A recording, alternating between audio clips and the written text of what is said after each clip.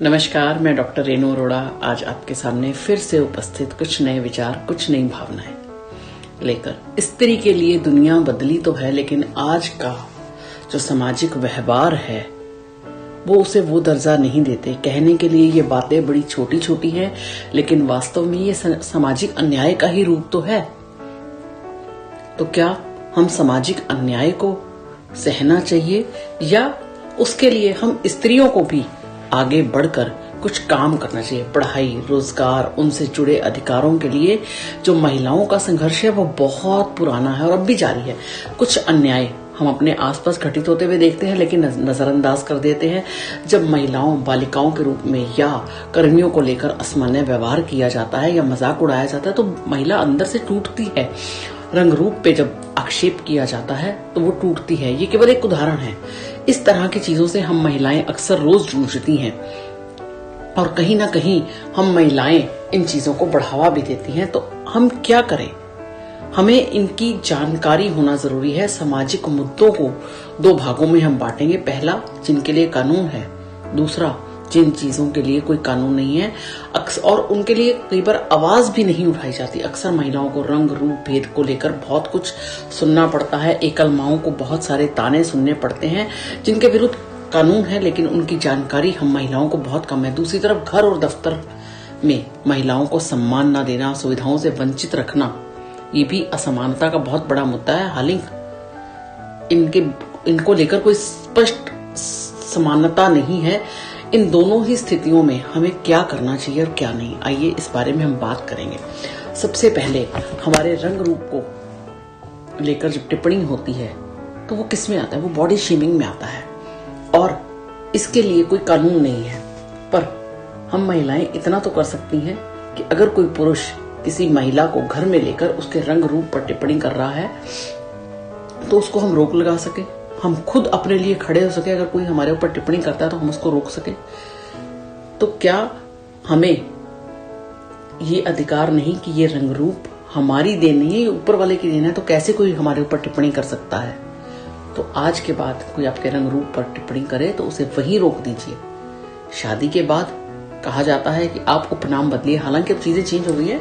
महिलाएं शादी के बाद अपना नाम भी साथ में रखती हैं, अपना उपनाम भी साथ में रखती हैं, पति का उपनाम भी साथ में रखती हैं। तो क्यों महिलाओं का ही अस्तित्व बार बार चेंज होता है? क्यों? सोचने वाली बात है। क्या पुरुषों के लिए भी ऐसे नियम है? ठीक है, कई महिलाएं अपना सरनेम नहीं बदलना चाहती, पर उसके बावजूद उनके ऊपर दबाव डाला जाता है। क्यों? भेद छोटा कहां पर है? ऑफिस में अक्सर हम महिलाएं जब काम करती हैं तो वेतन को लेकर बड़ी विसंगतियां सामने आती हैं। पुरुष को जो वेतन है वो ज्यादा दिया जाता है, खासकर प्राइवेट ऑर्गेनाइजेशन में, और महिलाओं को वेतन में बराबर की भागीदारी या बराबर की हिस्सेदारी नहीं मिलती है। तो हम इन सब चीजों को लेकर, जबकि वो बराबर का क्या, कहीं पुरुषों से ज्यादा अच्छा परफॉर्म कर सकती है, तो क्यों वेतन में भेदभाव जब हम महिलाएं बराबर का परफॉर्म कर सकती हैं? तो किन किन मुद्दों पर हमें एकल माँ, भारतीय समाज में एकल माँ होना सबसे बड़ा दुर्भाग्यपूर्ण है। और अगर आप अपने लिए नहीं खड़े हुए तो कोई आपको एकल माँ बनकर जीने नहीं देगा। तो क्या एकल माँ होने का डिसीजन अकेला एक औरत लेती है? क्या उसमें पुरुष की कोई भागीदारी नहीं होती? तो अपने बच्चे के जन्म के समय पे बच्चे के पिता का नाम, पासपोर्ट बनवाना है तो बच्चे के पिता का नाम क्यों? बच्चे की कस्टडी लेनी है तो पिता का नाम क्यों? हमें अपने अधिकारों के लिए खुद खड़ा होना आना चाहिए। नहीं खड़े होंगे तो कोई हमारे साथ खड़ा नहीं होगा। अब इन चीजों से हम लड़ कैसे सकते हैं? सबसे पहले समान सुविधा का अधिकार लेना होना चाहिए। कई मामलों में विवाहित महिला को मिलने नहीं दिया जाता उसके माता पिता से, भाई बहनों से। इस स्थिति में अब हम लोग आपस में, अगर किसी हमारे आसपास के परिवार में ऐसी दिक्कत आ रही है तो हम उसके साथ खड़े हो सकते हैं। महिला संगठन या पुलिस की मदद कर सकते हैं। सम्मान की लड़ाई, सम्मान महिला का अधिकार है। अगर ये अधिकार उसे नहीं मिल रहा तो उसे खुद खड़ा होना पड़ेगा। और यदि कोई महिला अपनी शादी से खुश नहीं है तो उसे अलग होने का अधिकार भी होना चाहिए, या पारिवारिक काउंसलर से मिलकर शादी को सुखमय बनाने की बात करनी चाहिए।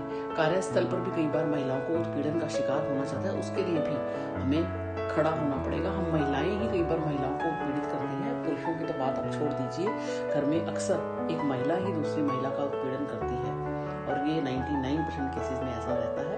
तो अगर आपके आसपास भी कोई आपके गली मोहल्ले में या आपके ऑफिस में कुछ ऐसी घटना हो रही है तो अपने महिलाओं का साथ दीजिए। अगर आप महिलाओं का साथ देंगे और अपने लिए अपने खुद खड़े होंगे तो आपको कोई भी दुनिया की ताकत आपको किसी भी फ्रंट पर खड़े होने से नहीं रोक सकती। अगर आपको मेरी वीडियो पसंद है तो इसे नए लोगों के साथ शेयर करना ना भूलिएगा। मुझे ट्विटर, इंस्टाग्राम, फेसबुक इन सब पर फॉलो कर सकते हैं।